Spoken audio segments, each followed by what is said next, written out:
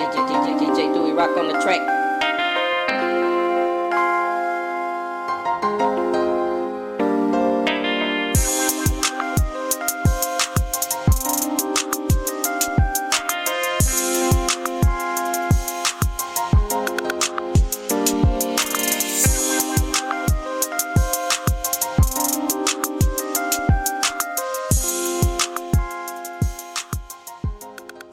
Welcome to Emerge Podcast 360. I'm your host, Maserati. We want to thank you for tuning in. No matter where you are in this metaverse world, we're going to continue to bring you the best quality content informally that we know how. This is being brought to you by Involved Social and Civic Club, where we understand the social and civic needs of love, learn, live, and laugh. This is being sponsored by Bracell Family Insurance Agency and Bro Inc. Photography. We want to thank you for tuning in on this Sunday night and special guest of Beyond the Game. We got a special coach, one of our pioneers when it comes to track and field. We want to thank you for all the likes, shares, and subscriptions on Facebook, Instagram, Twitter, YouTube, and now TikTok. We greatly appreciate all of the love. And if you would like to have someone to be a guest on the show, hit us up at immersepodcast@gmail.com or drop us a message in Messenger. Once again, we want to thank you for all the love that we've been receiving. We have a very special guest that we're going to tap into the track and field era of Bastrop High School. He was raised by his grandmother, Miss Ollie Lee Chapman, and he is a coach, and he's a native of Bastrop, y'all. He is from the class of 1982. He was a student athlete, but he went on and he received a scholarship to Alcorn State University, where he was a standout track and field star. And we're going to allow you guys to hear the story of none other than Coach Samuel Jones is in the building now. We're going to introduce him, and we want to greatly appreciate you guys for stopping through. And we have a very special story from Coach Sam Jones. Ladies and gentlemen, I give you Alcorn State University legend, Coach Samuel Jones. Coach, how you doing today, Coach? I'm doing fine, Mr. Stidham. How you doing, sir? Coach, thanks for inviting me around. Oh, yes, Coach. Anytime, man. I was just reading your bio and your story, and I kind of want to allow you, Coach, to share it and kind of tell it. You can tell it better than I can. People can read it on Facebook. But, Coach, you was a mentor for me growing up, but kind of share with the people how it was for Coach Jones growing up in Strop City. Oh, man. Overall, Strop City was my everything. It still is my everything. Born and raised in Bastrop, Louisiana. Raised by my grandmother that couldn't read nor write. Mother has a mental diagnosis, in and out the mental institution. And I'm trying to figure life out while I'm in Bastrop. As a young kid, didn't know what to do, didn't know what to say, but I knew that God had a purpose for me, and I stayed on the purpose. I didn't know what the purpose was, but being in Bastrop was really amazing. Everything that I am today is because of Bastrop. My mentor, Johnny Piggies, my coach, Arthur Hamlin, that gave me the opportunity when no one else did. Bastrop is everything to me, man, and I just wanted to continue to be Bastrop, because I am who I am because of the way I was raised in Bastrop, Louisiana. Right, Coach. And like I say, Coach, I want you to share the story. I was reading a lot of things about you. You're one of my most fun coaches that I had coming up. And, just reading your story about Coach Jones was bullied, and you're not even the type of guy that I would think would bully or be bullied, Coach. Kind of share with us about that upbringing and how you overcame some of the childhood trauma. Yeah, well, coming up as a child, you had children like you have today. We was young, and my brother and I didn't have everything. Like I said, we were raised by my grandmother that couldn't read nor write. Mother in and out the mental institution. People thought that was humorous because she was in the street doing funny things, talking to herself and doing things like that. Grandmother didn't know what to do because she just always told us that only thing I can do is pray for you all guys. Y'all go to school and be the best you can be.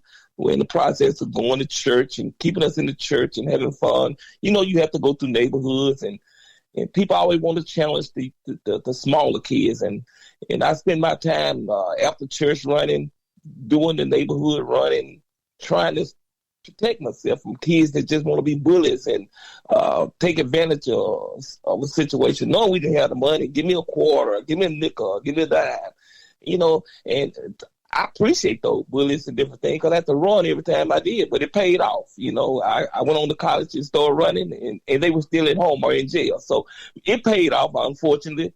But those type of things that I deal with, and thank goodness for my brother. I had one brother, that went to Alcorn a year before I did, and grew up with me in the same household, were facing no difficulties.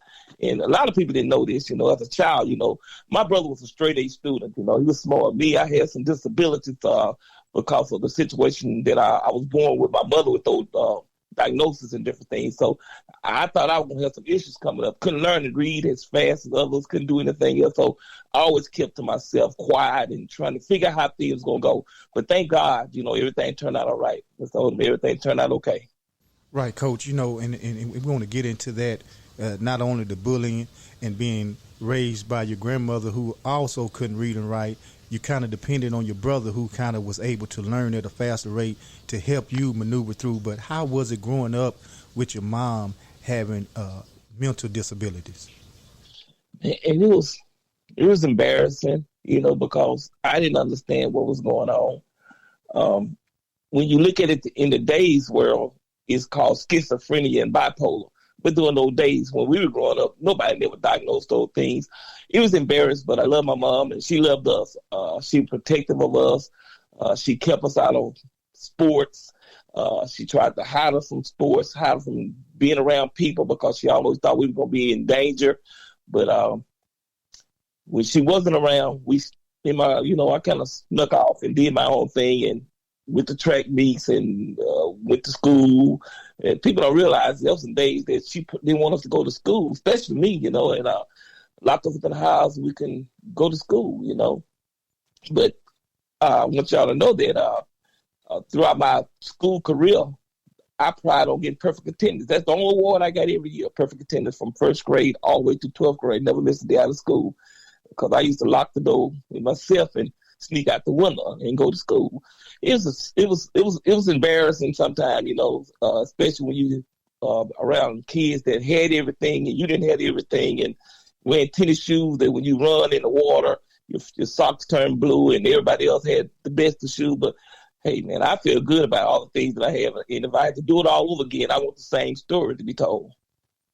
Right. Coach, and like I say, I read the story, and that's why it was kind of hard for me to really give you a formal introduction when I want to jump straight into how Coach Sam Jones came up. Because, we look at you, man, as being one of those coaches. If you would have stayed, you should have been probably the head coach of Bastrop High by now, just real talk, because you had to rapport with the kids. Everybody loved you. And not knowing what you went through, Coach, makes me feel like, man, I should have listened to you every day at practice. And that's why, Coach, I think we love you and we didn't even know why. Yeah. So kind of share with the people, Coach, about, your time here in Bastrop, as a student athlete, and how did that change your morale? Well, it all started off in the 7th grade. Unfortunately, I got cut from the 7th grade track team by Coach Ed White. I used to watch track and field on television all the time, and I figured that, my brother had told me he'd get cut off the 7th grade team. I told him he probably couldn't run. That's probably why he got caught up in that. Well, next year I tried out for the 7th grade team. The same thing happened to me, and it wasn't given an opportunity, I'm going to just be honest with you. Back during that time, you saw white distance runners, that's who were running things in the long distance races, and him being an African American male trying to run a long distance, I guess Coach White felt that probably wasn't good enough, so he promoted with the sprinters, and I couldn't run up a grocery bill when it come to that. So that changed a whole lot of things by me. I got discouraged. Didn't want to do any sports. Got to the eighth grade. How the 7th grade coach called the 8th grade coach said these are the athletes coming over next year. My name wasn't included, so I kind of backed off from sports 7th and 8th grade. Tried football, sat on the bench. But thank goodness for when I got in 9th grade, Coach Arthur Hamlin. He was no game play. He kept it real. I just told him I want to run track, and I never had opportunity. Just let me try for the mile run. And he thought it was funny, you know. He took me to the track and put the clock on me just to see could I run a mile. Well, I had on blue jeans and tennis shoes, and when I ran a 4:54 mile in 8th grade, he looked at me and said, the clock must be broke. I said, wasn't broke, coach. I said, I ran that. And that's when it all started. That's when I knew I had a talent, you know, and I said, I want to make use of it. And that's where it all started, right there with Coach Hamlin giving me the opportunity in 9th grade and heading over to the high school. Right. You know, Coach, and I'm looking at you, like you say, you're running long distance. You was breaking a lot of records while you was in high school, Coach. We knew you ran track and you could coach it, but I'm just looking at 3,200 meters, 1,600 meters, 800 meters. Coach, you had some wind on you, Coach. Yeah, man. They say I did. I mean, I was running for fun. I was running for enjoyment. I was running for myself. I was running to clean my own thoughts and mind. Running took me out of all the things that was going on in my life as a child. You know, I had found something that can attribute to the things that I want to do in life, and running was the way out. Running was the out. Some people turn to drugs, some people turn to alcohol. I turned to running. That was my thing right there. And that was my encouragement and my motivation. Run till you can't run no more. And so that's what I did. But that's what I did, ran. Right. You know, Coach, and that's the next thing I was going to ask you. You know, how was track therapeutic to you with all the things you were going through, and that you put a lot of energy into that to block out what was going on? And you just kind of answered that. Do you think you're looking at it now, Coach? You've been a teacher for many years. Do you think sports needs to focus on being more therapeutic to a student athletes and the wins and losses? Let me tell you something. You know, a lot of kids, you know, want to be good athletes, you know, and some people don't have all ability and talent, and I didn't have it all. But if you encourage those kids to run and use that as a therapeutic program for you to run, and encourage them to just give it all and do your best, and stop concentrating on that trying to what I'm saying is stop trying to impress everyone. Do this because you want to do it, and have love for the game, or like football or basketball or track. You know, yes, I think they need to focus more in that area. I mean, it was a lifesaver for me because, like I say, without track and field, I don't know where I'd be at today. Most definitely. And Coach, you know, we're gonna stay into that, but we're gonna take an intermission, and we're gonna kind of try to come into going out to Oklahoma, Alcorn State, to Norman, Mississippi, leaving home, being a sheltered kid, having all these problems. How was that experience, and what did you gain from that HB experience when you went off to Alcorn State? When we come back from this intermission, we'll be right back with Coach Samuel B. Jones, the favorite native Strop City legend in track and field and Alcorn State standout, when we return after this intermission. Immerse 360 Podcast focuses on uplifting rural and urban areas in dire conditions with no solutions by shedding light on pioneers, athletes, and political figures who have made an impression on Northeast Louisiana and surrounding areas. Immerse understands the social and civic needs to love, learn, live, and laugh. So, tap in every Sunday and Wednesday at 8 p.m. on all social networks and platforms. Always remember, Immerse 360. Fast life. Purpose right.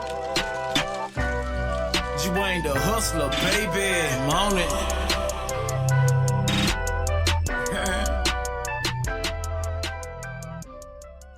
Welcome back to Immerse Podcast 360. We're still here with Strop City native and former coach and Alcorn State and Strop City legend in track and field, Mr. Samuel B. Jones. Coach, before we left, we were talking to you about you growing up in Strop City, and you're dealing with some issues growing up as a child, being bullied, and your mother had some mental disorders, but it all worked out for you. You used that as motivation to push you on through school, and you end up getting a scholarship in track and field to Alcorn State. How was it being a sheltered kid coming from small town Bastrop, moving to Mississippi to Alcorn State?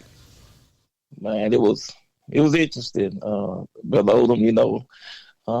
When I was running track at Bastrop High School in the 11th grade, the meet before the district meet, Mr. Odom, my leg went out on me on the 7th lap. It just broke. Nobody can explain why. Couldn't explain why. I thought my career was over in track and field. I thought it was over. I thought my life was gone.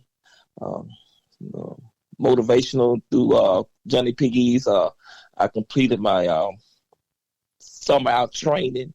Came back my senior year dynamic. Broke every record that probably could be standing. Cross country. Got very popular and was excited about that. And colleges started knocking on the doors. Not only HBCU colleges, Jackson State, Grambling, all of the University of Texas Southern, LSU, Tulane. But I knew right off all the time I was going to Alcorn State University because my brother was there. There was no way I would let my brother be out there alone after the childhood we had. Going to Alcorn State University,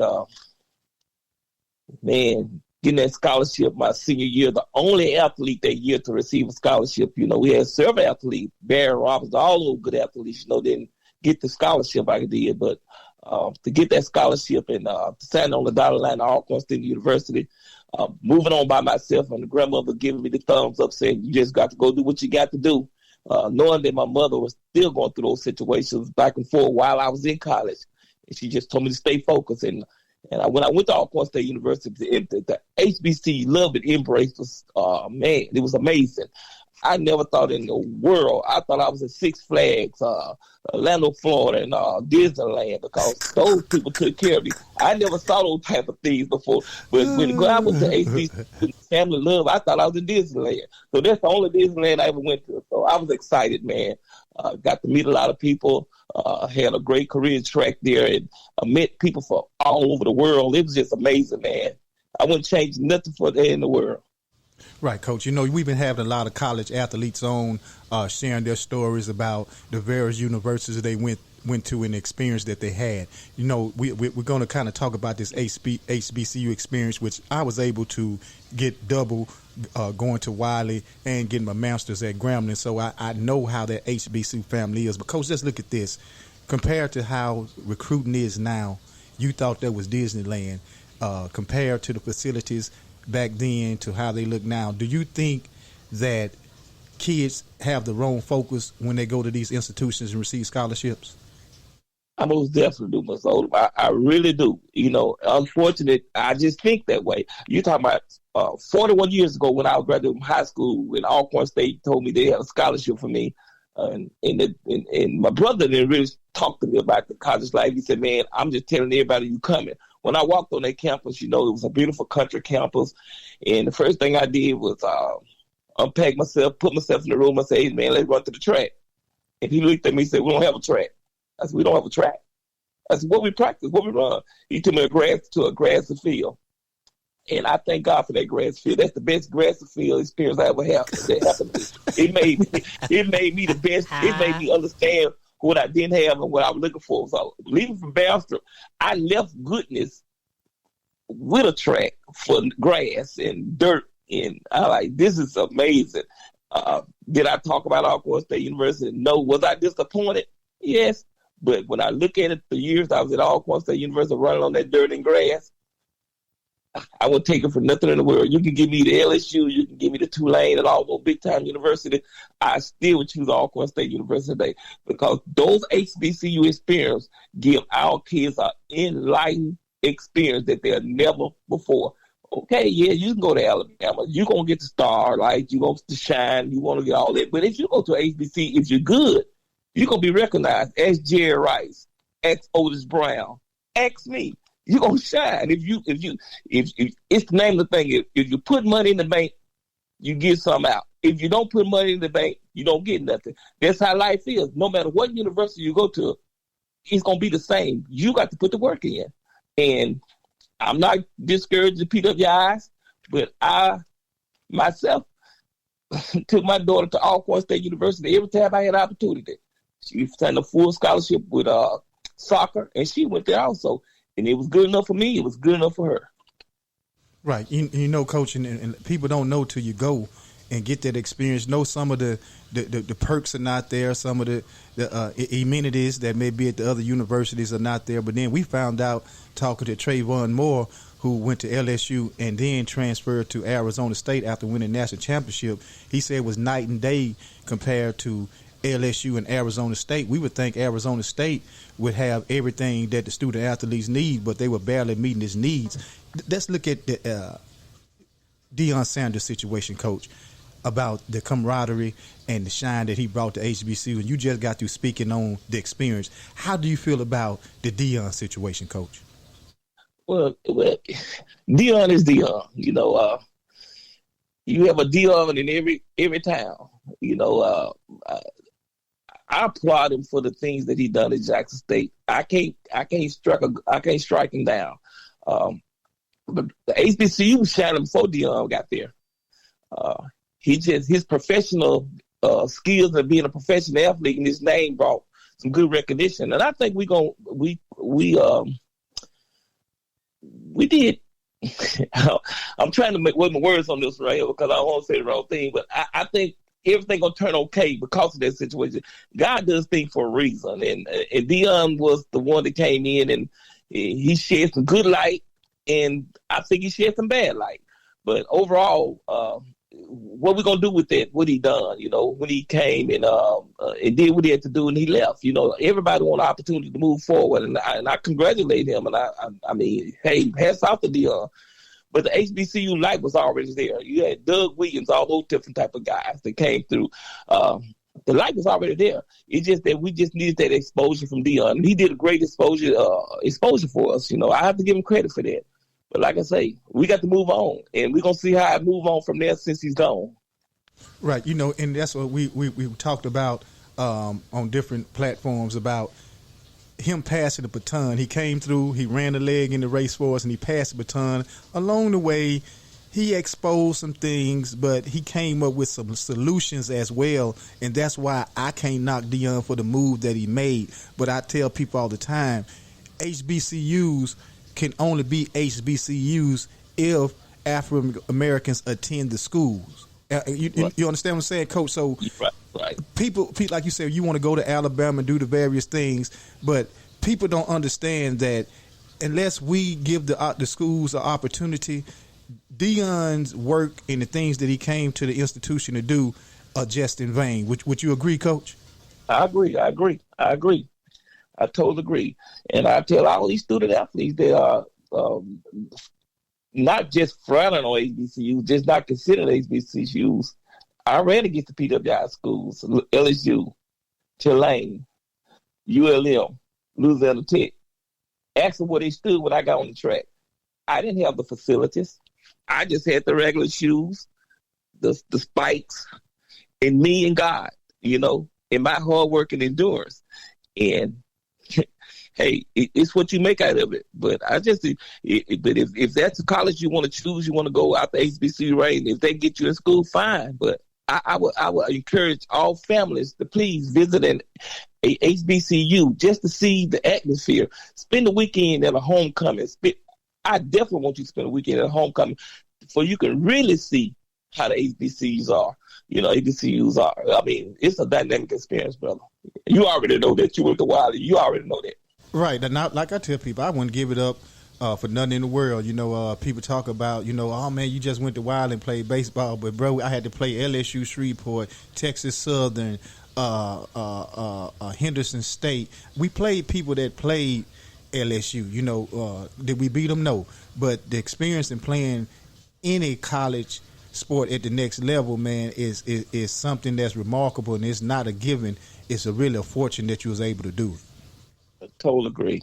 But, Coach, you know, we want to, you know, jump into, you know, we remember you from being our coach here. You touched a couple student athletes while you were here yourself, and they still remember you. But kind of share with us, Coach, about your experience as being an educator and a coach here in Morehouse Parish. Oh man, well, when I came out of college, I graduated in '88, but I graduated in '87 actually, in December '87. I was a year later. Like I say, I was running track, and like I say, I wasn't academically smart like a whole lot of people, but I got out of there. Came back home to coach, and came at the first school I came to, offered me the opportunity was to teach special education at Bastrop High School, but they wouldn't hire me to coach track. But they knew what I was able to do at that time. They wouldn't hire me, so they didn't have the funds. That was under Rick Hustle. I guess they said they didn't have the funds to hire me. I said, they ain't about money. Can I volunteer? It took a struggle to let them volunteer me. But Coach Barry Hines came to my room and said, man, I heard a lot about you in track and field. He said, could you help me? I said, yes. What you want me to do, Coach? He said, I need some distance runners. I never had no distance runners, Coach. He said, I need some distance runners. I said, Coach, I don't know nothing about these kids, but do me a favor. Just go give me 10 kids that want to be winners. And I promise you, I get first, second, and third in each event that I put them in. He said, Coach, I don't believe it. I said, okay, try me. So he went got 10 kids. I said, Lord Jesus, what did he bring me? He brought me Lewis Nelson and a few other guys and all those guys. I said, guys, my back against the wall. I started working with those guys, and little did you know, they broke the records that I set at Bastrop High School. I knew what I was doing, and I enjoyed it. I enjoyed teaching, but my most rewarding time, not just coaching track and field and volunteering as a sister, is when they moved me to Bastrop Middle School over there with your brother, Henry Odom. That was my first class, my first students, a class of 7th graders. And those guys were amazing. I enjoyed it. I had 150 football players came out. Probably about 44 of them quit on me, because they just said it wasn't them.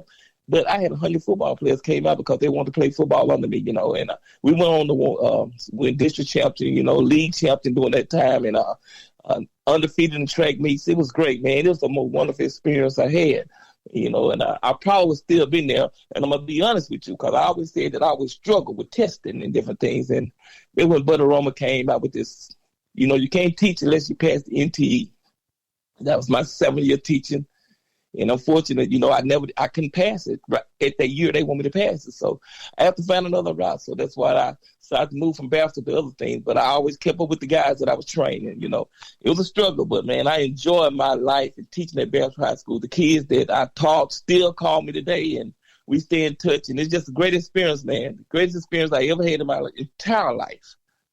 Right. Coach, like I said, just reading your story, it's heartwarming. Like you was a humble dude. You always had fun with us. You never really shared about your upcoming, and for you to come on and share with us and let us in the life finally after we turned adults.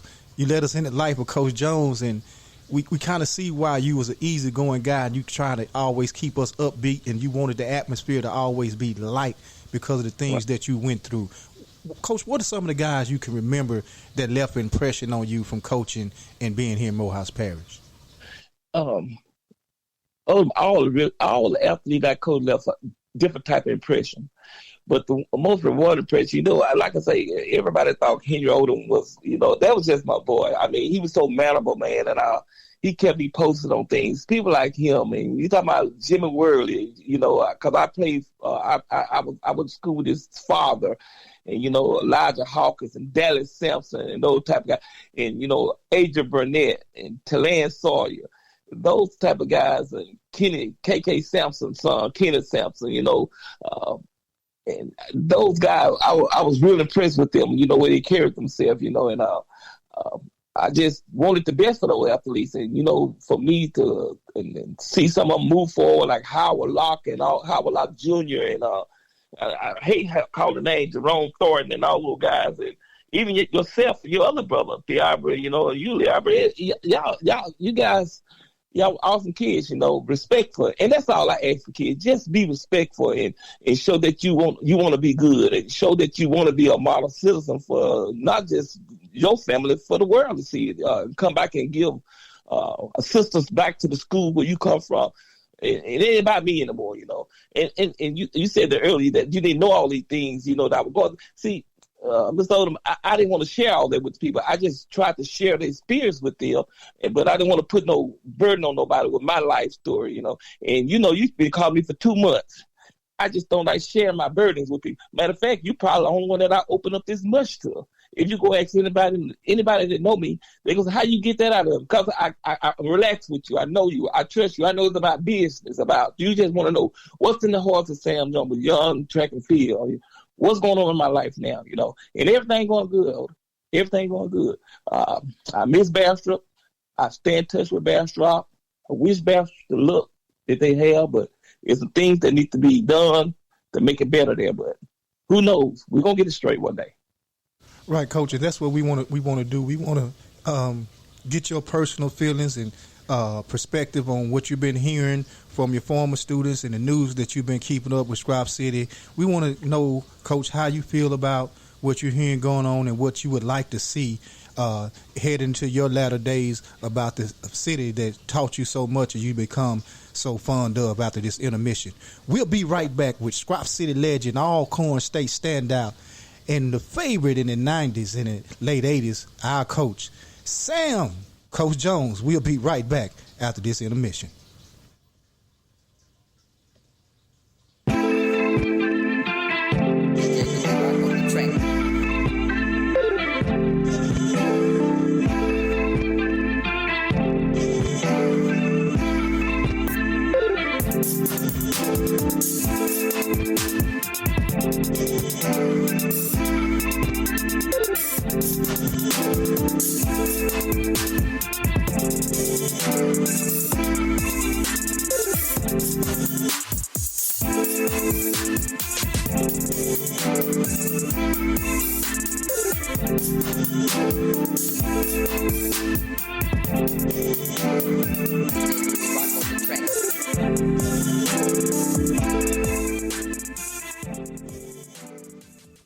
Welcome back. This portion of the show is being brought to you by Above Average Healthcare of Carthage, Texas, Bro Inc. Photography, and Brissell Family Insurance Agency of Bastrop, Louisiana. We're still here with everybody's favorite coach in the 80s and the 90s before he left us. Coach Sam B. Jones is still in the building, Strop City's legend in Alcorn State standout. Coach, what we like to do, we like to ask all our guests from Bastrop, how do you feel about what you're hearing about your city, and what would you like to see in the latter days?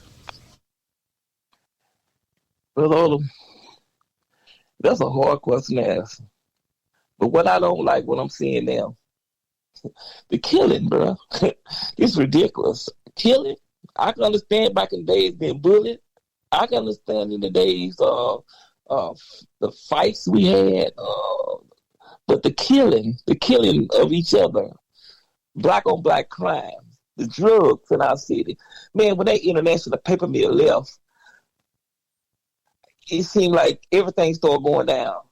But I don't want to blame that on international paper mill, because parents need to take responsibility for their children's actions. Don't uphold their wrongdoings. Get your kids off the street. Show them a better way of life. This is ridiculous, man. The killing. I can't blame it on coaches, because back in the days when I coached, I was non-tolerant for BS, man. I just didn't tolerate it. I sat down with kids and explained to them about different things. Sometimes you have to sit there and explain to some of these kids about life. And then, sometimes it don't even work when you try to.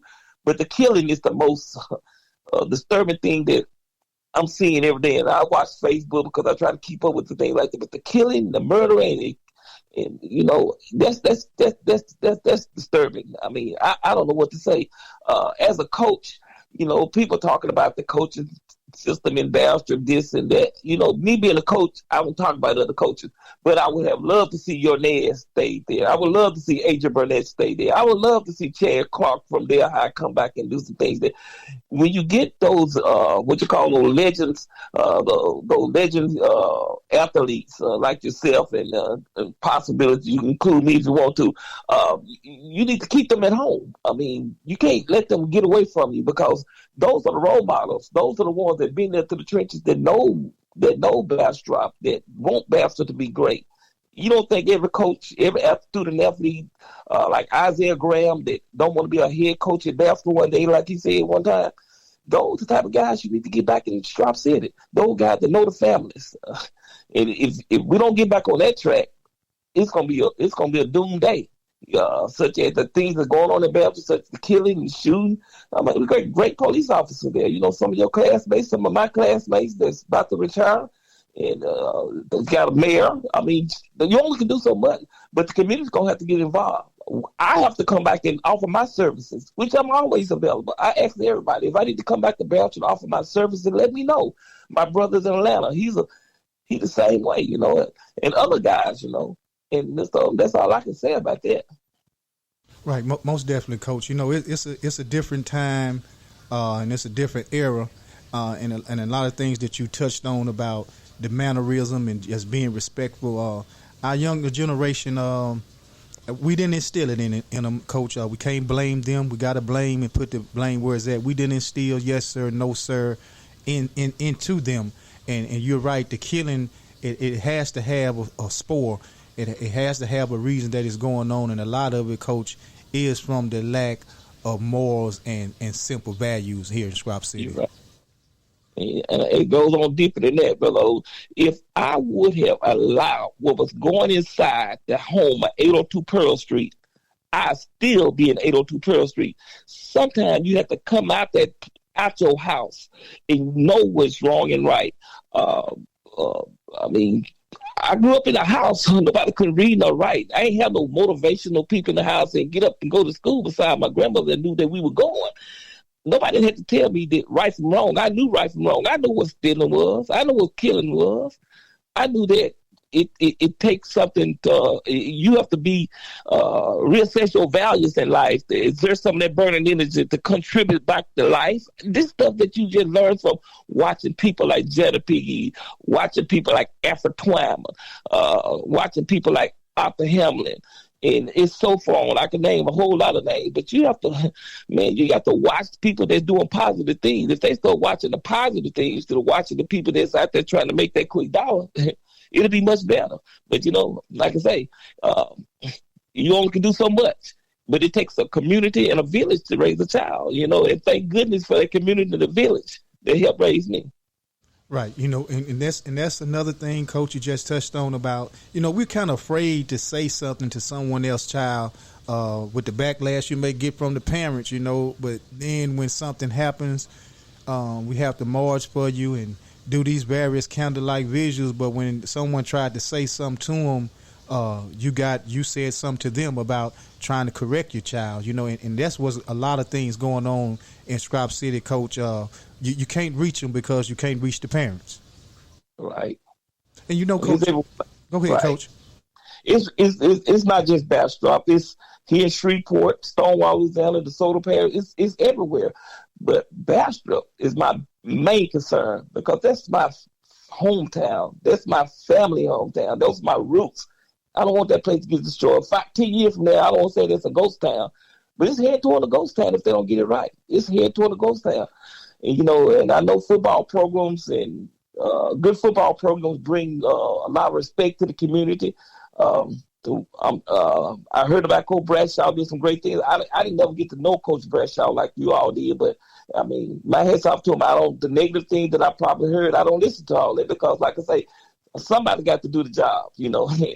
And man, unfortunately, you know, Bastrop needs some assistance. We got to get them back right, and I do believe it. I've been prayerful for them, and I think Bastrop gonna get it back right.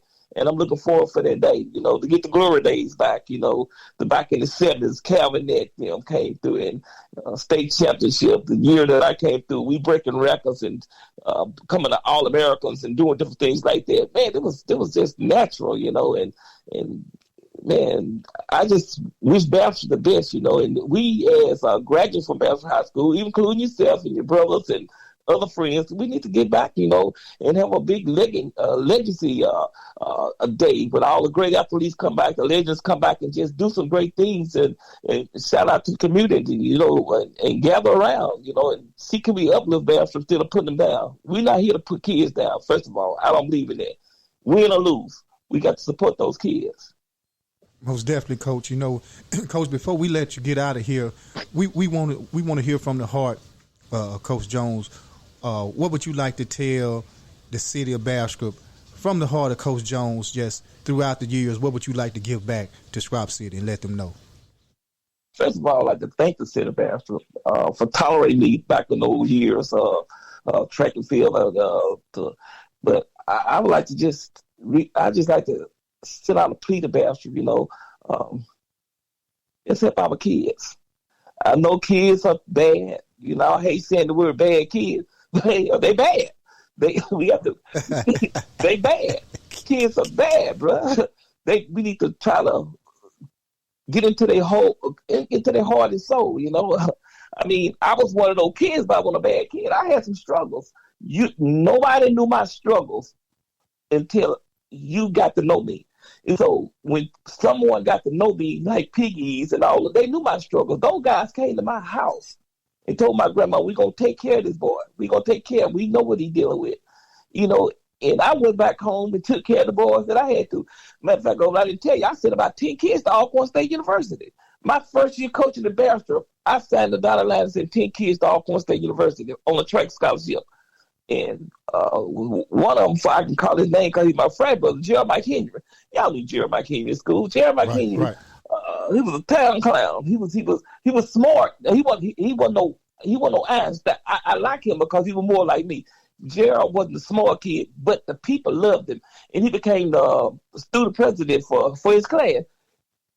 I sent kids to Alcorn State University with a 4.0 average. They didn't finish. Gerald went to Alcorn State University with a 2.0 average and made honors and came out on top and doing a great job. So you got to trust those kids. You got to put those kids in school. Find universities that accept these kids that they can fit with.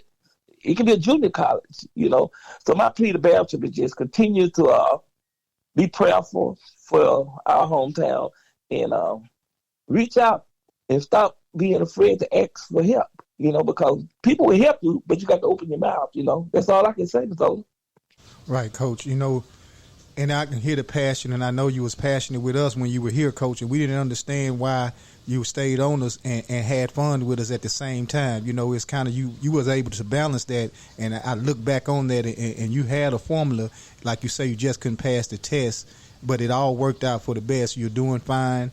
It's great to hear from you, and I'm so grateful that you shared that story with us, Coach. When I was looking for you, I just wanted to talk to you because I miss you. I didn't know you was going to send that in the bio, and I'm like, hold up. This just got interesting, and Coach, I love you for doing that, man. Man, I appreciate you, man, and I wouldn't have done it for nobody else at this time but you, man. I open up, my wife said, man, you must know him. I said, I trust the guy, he's a good guy. I don't like telling my story. I don't like telling my past. But if I can't tell it, if I can't be a testimony for another kid, this may encourage someone else to do great, and do good things. Coming out of Bastrop High School with the situation that I was in, breaking records and going on to college and graduating from college, They said it could be done, but I chuckled and replied with a smile. That's all I can say. Right. I'm definitely going to put it out there as much as I can. I think, everybody need to sit down and listen to this podcast whenever you get a chance to listen to this episode that we're doing tonight, because this could be inspiring and to one of you young folks out there to know that it's okay. Your structure, your environment may not be all that it should be, but if you stay focused, Coach Jones is a witness through it all. You can prevail and be successful. Coach, once again, man, we love you and we thank you for dropping through, man, and anything that we can do here at Emerge 360, bro, don't hesitate to pick up that phone and give us a call. And I appreciate you, man. I love you guys, too. Strop City, I give you all my love, my brothers and sisters. Y'all stay blissful. Keep yourself in prayers, and God is in control of all things. That's all I want you to remember. Yes, sir. Yes, sir. Yes, sir. I'm your host, Maserati. This has been brought to you by Kick Thrones of Bastrop, Louisiana, and Rusty, Louisiana, and Involved Social and Civic Club, where we understand the social and civic needs of love, learn, live, and laugh. Until next time, y'all stay involved. Y'all be encouraged. And most of all, y'all stay immersed. We out of this thing.